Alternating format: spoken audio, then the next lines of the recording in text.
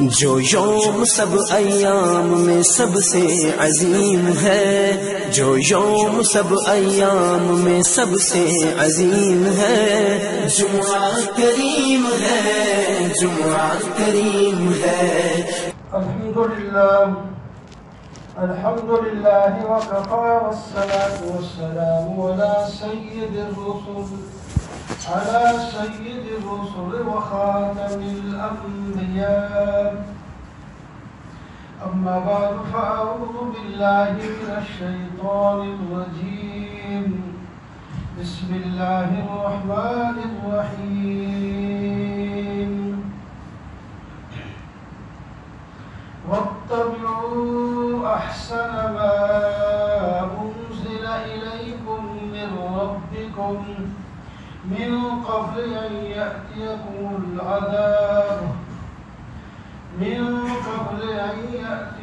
العذاب بغتة وأنتم لا تشعرون، صدق الله مولانا العظيم۔ اللهم صل على سيدنا ومولانا محمد وعلى آل سيدنا ومولانا محمد وبارك وسلم۔ محترم و معزز سامعین، بزرگوں، دوستوں، عزیز ہو، اللہ تعالیٰ بڑے شفیق اور مہربان ارحم الراحمین ہے۔ خود ہی اپنے بندوں کو دعوت دیتے ہیں، خود ہی راہ دکھاتے ہیں، امید دلاتے ہیں اور کامیابی کا طریقہ بتاتے ہیں۔ عید کے دن سے یہ آیت پڑھی تھی کہ اللہ تعالیٰ نے فرمایا جو اپنی ذات پر زیادتی کر چکے ہیں، میری نافرمانی کر کے، وہ بھی میرے بندے ہیں۔ ان کو چاہیے کہ نا امید نہ ہو، میں ان کو بھی بخش دوں گا۔ اگلی آیت میں فرمایا ان لوگوں کو بخش دوں گا اور یہ آگے راہ راست پر بھی چل سکتے ہیں جن کے اندر انابت ہو، جن کے اندر انابت ہو، رجوع ہو، اللہ کی طرف آنا ہو۔ اس واسطے دوسرا حکم یہ دیا، وَأَنِيبُوا إِلَىٰ رَبِّكُمْ وَأَسْلِمُوا لَهُ، اپنے رب کی طرف جھک جاؤ اور اس کی اتباع کرو، اپنے آپ کو حوالے کرو، اس سے پہلے کہ تمہارے اوپر عذاب آ جائے اور پھر تمہاری کوئی مدد نہ کی جا سکے۔ ثم لا تنصرون، ان دونوں آیتوں پر باتیں ہو چکی ہیں۔ انابت کا اور فرما برداری کا حکم اس آیت میں آ گیا۔ ابھی جو آیت پڑھی ہے اس میں آگے قدم بڑھانے کا فرمایا گیا، ایک اور حکم دیا، وَاتَّبِعُوا أَحْسَنَ مَا أُنزِلَ إِلَيْكُم مِّن رَّبِّكُمْ۔ انابت تمہاری مرضی کی نہیں ہوگی، کہ ہم جو اللہ کی طرف رجوع رکھتے ہیں، اپنے آپ کو حوالے کرنا تمہاری مرضی کے مطابق نہیں ہوگا کہ جی ہم اللہ کے حوالے ہیں، جی اللہ تعالیٰ جیسے چاہے۔ اپنی خواہشات پر چلنا، نام لینا اللہ کی مرضی، یہ غلط ہے۔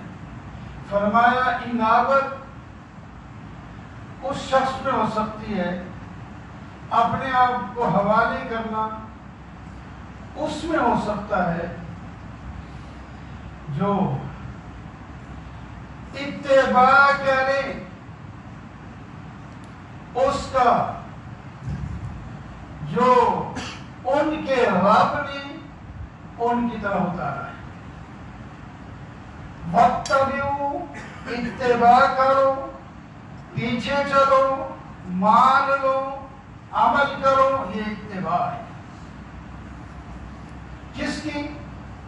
ما انزل الیکم من ربکم، جو تمہاری طرف تمہارے رب کی طرف سے آیا ہے۔ کیا الفاظ ہیں پیارے پیارے، تمہاری طرف، تمہارے رب کی طرف سے آیا ہے۔ ذرا غور کریں اس میں، اترا تو نبی کریم صلی اللہ علیہ وسلم میں پر ہے نا قرآن پاک، ایک ہی ذات ہے۔ نبی اکرم صلی اللہ علیہ وسلم وہی ہر ایک پر تھوڑی آتی ہے، وہی تو آتی ہے اللہ کے نبی پر، لیکن اللہ تعالیٰ یہاں فرما رہے ہیں جو ہم نے تمہاری طرف اتارا ہے۔ خطاب سب بندوں کو ہو گیا، الہی کا نہیں فرمایا، کئی جگہ الہی کا بھی ہے لیکن یہاں نہیں، عزت دی اللہ نے، یہ ہم نے تمہاری طرف اتارا ہے۔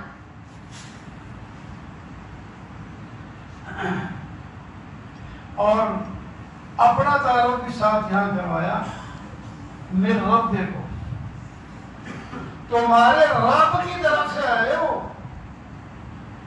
رب کہتے ہیں تربیت کنندہ کو، پالنے والے کو، پالنے والے کو کتنی شفقت ہوتی ہے ان چیزوں کے ساتھ جن کو وہ پالتا ہے۔ ایک تو انسانی بچے کو پالنا، اپنے گھر والوں کو پالنا، اگر آپ نے مرغی کے بچے بھی رکھے ہوئے ہیں، کبوتر کے بچے بھی رکھے ہوئے ہیں تو کتنا پیار کرتے ہیں اس کے ساتھ، اس کے پانی کا خیال، اس کے کھانے کا خیال، دھوپ اور سردی کا خیال، ہر چیز کا آپ اس کا خیال کرتے ہیں۔ تربیت کنندہ افضل ہے، یہ نہیں کہ بات وہ پنجرے میں بند کر دیا بھوکے مر جائیں، نہیں، اگر وقت پر ان کو کھانا پینا نہیں دیا تو خود آپ کو افسوس ہوتا ہے کہ میں نے ان کو بند کر رکھا ہے اور میں نے ان کو وقت پر کھانا نہیں دیا، پانی نہیں دیا، دھوپ آ گئی اٹھا کے سائے میں نہیں لایا، خود افسوس ہوتا ہے۔ تو ہم نے بچوں کو مرغی کے ہوں، کبوتر کے ہوں، کسی اور یہاں تک کہ کتوں کو جو بھی پالتے ہیں ان کا بھی خیال رکھتے ہیں۔ کتے، بلے، ان کو پالتے ہیں تو کتنا خیال رکھتے ہیں۔ تو پالنے والا تبھی پالنے والا کہلاتا ہے جب وہ اس چیز کا پورا خیال کرے جس کو وہ پال رہا ہے، اس کے لیے جو چیز نافع ہے اس کو پہنچائے، جو اس کے لیے ضار اور نفع دینے، نقصان دینے والی ہے اس سے بچائے، تو تب ہی وہ تربیت کنندہ ہوتا ہے نا، ایسے تو نہیں ہوتا۔ تو یہاں اللہ تعالیٰ کی بے شمار صفات ہیں، لیکن ان میں سے کیا فرمایا، جو تمہارا پالنے والا ہے نا، اس نے جو تمہاری طرف بھیجا ہے نا، وہ ہے بھی بڑا، ایک اور لفظ بھی ساتھ فرمایا، احسن، بہت خوبصورت احکام ہے، بہت خوبصورت آسان۔ اگر تمہاری مرضی پہ چھوڑ دیا جاتا نا تو ہم تو ساری زندگی فیصلہ بھی نہ کر سکتے کہ اللہ تعالیٰ کی بات کیسے کی جائے، اللہ کو راضی کیسے کیا جائے، فیصلہ بھی نہ ہوتا ہے کہ عمل تو کرتے۔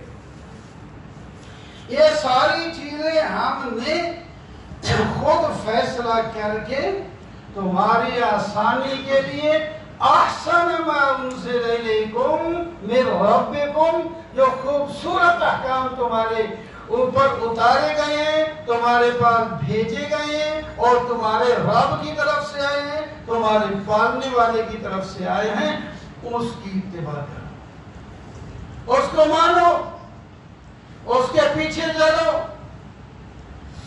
چند روزہ زندگی اتباع میں گزار دو۔ پھر یہ بھی نہیں کہ وہ کتاب اور حکام تمہیں یوں ہی بھیج دیے، فرمایا معلم، استاد جس کے ذریعے تمہیں یہ احکام پہنچے وہ بھی میں نے بھیجا ہے۔ یہ بھی میری طرح شفیق ہے، رؤوف علیکم بالمؤمنین حریص علیکم بالمؤمنین رؤوف الرحیم۔ اللہ تعالیٰ نے ان کی صفات بیان فرمائی، بڑے پیارے ہیں، بڑے محبت کرنے والے، بڑا احساس کرتے ہیں تمہارا، تمہاری بھوک پیاس تنگی پریشانی سہتے نہیں ہیں، ایسے میں نے تمہاری طرف معلم نبی بھیجے ہیں، ان کے ذریعے تمہیں یہ قرآن پہنچائے، اس کی اتباع کرو۔ اور پھر وہ ایسا نہیں کہ اللہ کے احکام تمہیں دے کر خود آرام سے،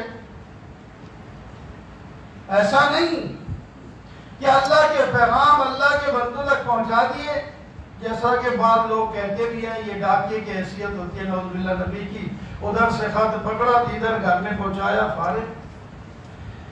پیغمبر کی حیثیت ڈاکیے کی نہیں ہوتی، پیغمبر خود بھی مکلف ہوتا ہے، خود پہلے عمل کرتا ہے پھر حکم دیتا ہے، تم بھی ایسا کرو۔ اس واسطے اللہ تعالی نے فرمایا لقد کان لکم فی رسول اللہ اسوۃ حسنہ، لوگوں تمہارے لیے اللہ کے رسول میں تمہارے لیے بہترین نمونہ ہے۔ وہ خود آپ کام کرتے ہیں، تمہیں کہتے ہیں کہ تم مجھے دیکھ کر کرو۔ ایک دفعہ نماز پڑھی، نماز پڑھنے کے بعد فرمایا صلو کما رأیتمونی اصلی، نماز پڑھو جیسا کہ تم نے مجھے دیکھا ہے میں نماز پڑھتا ہوں، جیسے میں پڑھتا ہوں تم بھی ایسے پڑھو۔ حکم الگ دیا، سمجھایا سکھایا الگ، پھر خود پڑھی، پڑھ کے دکھائی اور ہمیشہ پڑھ۔ یہ نہیں صرف حضرت جبرائیل علیہ السلام آئے تھے، نبی علیہ السلام کو 2 دن نماز پڑھنے کا طریقہ اللہ کے حکم سے سکھا گئے تھے، حدیثوں میں موجود ہے، لیکن وہ خود مکلف نہیں تھے، صرف اتنے 2 دن کے مکلف تھے۔ انہوں نے ساری نمازیں ایک دن شروع کے وقت میں پڑھائی اور دوسرے دن ہر نماز کے آخری وقت میں پڑھائی، اور فرمایا یہ ان 2 دن میں جو نمازیں پڑھائی ہیں اس سے لے کر شروع سے لے کر آخر تک اور درمیان والا وقت انہی نمازوں کا ہے، اس کے بعد نماز سے فارغ۔ لیکن نبی علیہ السلام یوں نہیں کرتے کہ ایک نماز پڑھا دی، 2 پڑھا دی، 2-4 دن پڑھا دی، پھر کہا فارغ اب تم سیکھ گئے ہو آپ پڑھو اب میری چھٹی، نہیں، ہمیشہ پڑھتے ہیں، یہاں تک کہ جو آخری نماز آپ نے مسجد نبوی میں پڑھی ہے، پتہ ہے کیسے پڑھی؟ آج تو بڑے اپنے آپ کو بیمار کہلاتے ہیں، نہیں آتے مسجدوں میں۔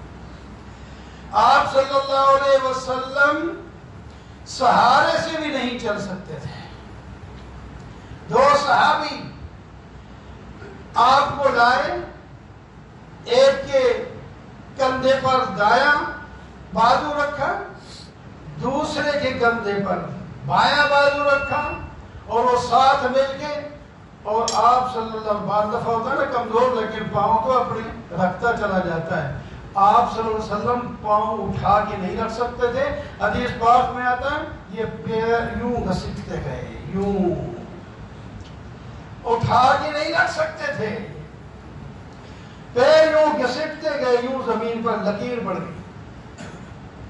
یہ آخری نماز جا کے وہاں بیٹھ کے پڑھا، مسجد بھی اس حالت میں بھی گئے، اور ہمیں تھوڑی تکلیف بھی مارو، فلائیں آخر تک بغداد میں کچھ لوگ آئے، اپنے آپ کو اللہ والا کہلواتے ہیں، ہم پہنچے ہوئے، نماز کے لیے نہیں جاتے، اذان ہوئی، بیٹھے، لوگوں نے کہا آپ تو بڑے اللہ والے کہلواتے ہیں، اذان ہوتی ہے نماز میں، نہ ادھر مسجد میں جاتے ہیں نہ ادھر پڑھتے ہیں اکیلے. انہوں نے کیا بتایا؟ انہوں نے کہا نماز ہوتی ہے اللہ کا تعالیٰ کے ساتھ تعلق جوڑنے اور اللہ کے ساتھ پہنچنے کے لیے. تو ہم اللہ کو پہنچ چکے ہیں، اب ہمیں نماز کی درمیان میں ضرورت نہیں رہی. لہذا تم لوگ جب پیچھے رہتے ہو نماز پڑھو، اب ہمیں نماز کی ضرورت نہیں ہے، ہم اس واسطے نہیں پڑھتے. ہمارا تعلق بہت اونچا ہو گیا. جس طرح کہ یہودی اور نصرانی کہتے ہیں ہم اللہ کے بیٹے ہیں، اللہ کے محبوب ہیں، جو کریں سو کریں. حضرت حسن بصری رحمہ اللہ جو بڑے عظیم ترین تابعی ہیں، ان سے کسی نے کہا کچھ لوگ آئے ہیں باہر سے اور اپنے آپ کو اللہ کا ولی کہلاتے ہیں، نماز کے لیے نہیں جاتے، نہ گھر پڑھتے ہیں اور کہتے ہیں ہم تو پہنچے ہوئے ہیں. اس کے بارے میں آپ کا کیا فتویٰ ہے؟ آپ کیا فرماتے ہیں؟ فرمایا میں قسم اٹھا کے کہتا ہوں کہ یہ پہنچے ہوئے ہیں، لیکن اللہ کے پاس نہیں، یہ جہنم میں پہنچے ہوئے. اللہ کی قسم یہ جہنم میں. کائنات کے سردار نبی آخر الزمان صلی اللہ علیہ وسلم آخری نماز میں اس طرح اللہ سے زیادہ نبی سے زیادہ کون پہنچا ہوتا ہے اللہ کے ساتھ؟ نبی سے زیادہ کائنات میں کسی کو بھی زیادہ اللہ کے ساتھ قرب نہیں ہوتا. جتنا قرب نبی کو ہوتا ہے اللہ کے ساتھ، بڑے صحابہ اولیاء غوث کتب جتنے بھی آ جائیں، اتنا قرب نبی کو جتنا ہوتا ہے کسی کو بھی نہیں ہوتا. تو ہر نبی آخر تک نمازیں پڑھتا ہے، یہاں تک کہ ان کی تو قبروں میں بھی حضرت موسیٰ علیہ السلام کو معراج کے موقع پر نبی علیہ السلام نے دیکھا کہ وہ نماز پڑھ رہے ہیں اور یہ کہتا ہے جی نماز واضح ہم پہنچے ہوئے. اور دوسرے کہتے ہیں نہیں نہیں ہمیں بس اللہ غفور الرحیم ہے، مہربان ہے. ٹھیک ہے، ہماری نمازوں سے اللہ کو کیا ہے؟ ہم نماز نہ پڑھے تو کیا ہوتا ہے بھائی؟ اللہ کا کچھ نہیں ہوتا، تمہارا تو بیڑا غرق ہوگا. اللہ کو کچھ نہیں ہوتا، تمہارا بیڑا غرق ہوگا. تم اللہ کی نافرمانی کرتے ہو. کس منہ سے اللہ کی زمین پہ رہتے ہو؟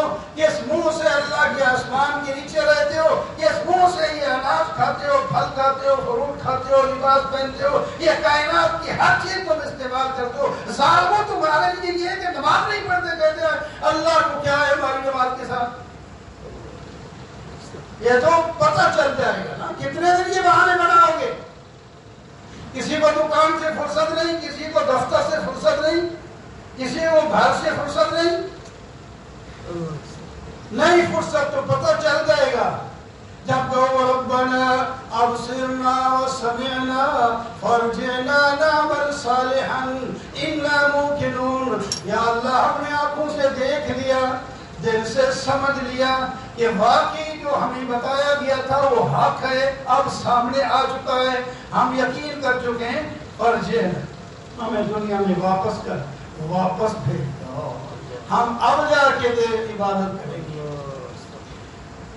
اب کہاں نہ دنیا رہے گی جب وہاں ہوگے، یہ دنیا نہیں ہوگی، نہ زمین ہوگی نہ آسمان ہوگا، کچھ بھی نہیں ہوگا. یہ سارا کچھ لپیٹ کے رکھ دیا جائے گا. نئی زمین یوم تبدل الارض غیر الارض والسماوات وبرزوا للہ جميعا. بدلتی جائے گی زمین، بدل دیا جائے گا آسمان، ہر شے بدل دی جائے گی، لیکن تم نہیں بدلو گے. تم وہی لوگ ہو گے، دوسری جگہ پہنچو گے. یہ دنیا کی زمین اور دنیا کا آسمان ختم ہو جائے گا. تمہاری بلڈنگیں نہیں رہے گی، تمہارے اہل و اولاد نہیں رہیں گے، تمہارے حشم ختم نہیں رہیں گے. یہ تو یہاں ختم ہو جائیں گے. اور اگر اللہ کی فرما برداری کر کے زندگی گزاری تو اس سے اچھا ملے گا، اس سے اچھا ملے گا، اتنا اچھا ملے گا کہ تم نے کبھی سوچا بھی نہیں ہوگا، کبھی تم نے دیکھا بھی نہیں ہوگا، کبھی تمہارے ذہن میں بھی نہیں آیا ہوگا، کبھی تم نے سنا بھی نہیں ہوگا. اور اگر نافرمانی کر کے گئے تو وہ سزا ملے گی اللہ الامان الحفیظ، وہ بھی ہم نے سنی بھی نہیں ہوگی کہ ایسی سنی ہوگی۔ فَيَوْمَئِذٍ لَا يُعَذِّبُ عَذَابَهُ أَحَدٌ وَلَا يُوثِقُ وَثَاقَهُ أَحَدٌ۔ سورہ فجر میں اللہ تعالیٰ فرماتے ہیں میں ایسی سزا دوں گا جو ایسی سزا نہ کسی نے کبھی دی بھی نہیں ہوگی۔ بڑی بڑی سزائیں دیتے ہیں یہاں لوگ، کبھی نہیں میں ایسی پکڑ پکڑوں گا، ایسی پکڑ کسی نے پکڑی نہیں ہوتی۔ جب میں پکڑتا ہوں تو پھر کوئی نہیں چھڑا سکتا۔ میں نے کنعان کو پکڑا، نوح علیہ السلام آ گئے، یا اللہ اس کو ایمان کی توفیق دے کر چھوڑ دے، کشتی میں بٹھا دے۔ فرمایا انی اعظک ان تکون من الجاہلین۔ نوح بے شک آپ نے سارے 900 سال مار کھا کی تبلیغ کی ہے، لیکن آپ کو میں نے کہا تھا جو آپ کے خاندان میں سے جو آدمی ایمان نہیں لائے گا اس کو بھی نہیں اس کشتی پہ آنے دینا۔ تو آپ ان کی سفارش کر رہے ہیں، خبردار آئندہ ایسی جاہلانہ باتیں نہ کرنا۔ 950 سال اور مار کھا کھا کے پتھروں کے نیچے دبا دیتے تھے لوگ، یہ مار جائے گا۔ فرشتہ جبریل جاؤ فوراً پتھر اٹھاؤ، میرے بندے کو نکالو اور حکم ہوتا جاؤ، پھر ان سرداروں کو کہو لا الہ الا اللہ، اللہ کے سوا کوئی معبود نہیں۔ جب تمہارے لیے ہم نے اتنے سامان دنیا میں کیے تو پھر بھی نافرمانی، پھر سزا تو پھر ایسی ہوگی نا جو کبھی کسی نے نہیں کی ہوگی۔ تو وَاتَّبِعُوا أَحْسَنَ مَا أُنزِلَ إِلَيْكُم مِّن رَّبِّكُم، لوگوں اتباع کر لو ان خوبصورت احکام کی جو تمہارے رب کی طرف سے تمہارے پاس آئے، اس سے پہلے کہ تمہارے اوپر عذاب آ جائے اور تمہیں پتہ بھی نہ لگے، وَأَنتُمْ لَا تَشْعُرُونَ۔ تو ہمیں اللہ کی ان باتوں کو سمجھ کر عمل کرنا چاہیے۔ آج وقت ہے، جتنے بھی گناہ کر چکے ہیں کسی کو بتانے کی ضرورت نہیں، سر جھکا کے اللہ سے معافی مانگے تو گناہ معاف ہو جائیں گے، اور یہاں گناہ چھپے بھی رہیں گے، تمہاری عزت بھی رہے گی، اور وہاں گناہ چھپ نہیں سکیں گے، دونوں کے سامنے آئیں گے۔ دادا دیکھ رہا ہوگا، پوتا دیکھ رہا ہوگا، استاد دیکھ رہا ہوگا، شاگرد دیکھ رہا ہوگا، میاں دیکھ رہا ہوگا، بیوی دیکھ رہی ہوگی، بھائی دیکھ رہا ہوگا، اس کا کیا حشر ہو رہا ہے، سب دیکھ رہے ہیں۔ آج تو چھپتے ہیں، عام لوگ اسے چھپتے ہیں، فرمایا وہاں قریبی سے بھی نہیں چھپ سکو گے۔ تو تمہیں وہ حشر کیوں نہیں یاد آتا؟ تمہیں سکھایا جا رہا ہے، سمجھایا جا رہا ہے، پھر تم اسی طرح نافرمانی میں لگے ہو۔ اللہ تعالیٰ نے